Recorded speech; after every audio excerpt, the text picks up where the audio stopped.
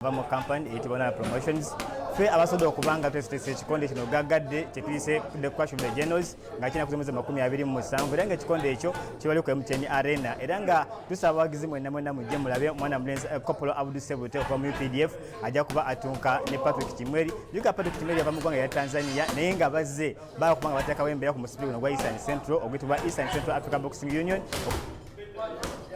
Lunaku olwo tunako fights nyingi nnyo, tunako ne misipi emyagiri esatu egy'enjawulo, tunako gwa Eastern Central omulala ne national title kibategeeza tune emisipi ena ku lunaku olwo. Kino kyanjawulo nnyo mu bikonde ebbanga byonna kibaddewo, ntwaddewo kampani yonna yali tesiteeseeko ebikonde ng'erina emisipi ena omulundi gumu.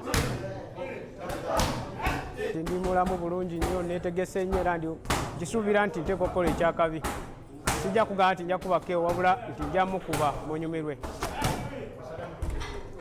Musanyufu waiso okubanga okkiriza fight eno ngenda kuba ndifeninga omusipi gwange gwa Eastern Central ovuganyiza fight oluz'amaanyi olwanyi n'abasajja ab'amaanyi naye ku luno muganda wange nze nkakasa gugenda sseka kiteekwa okuggwa.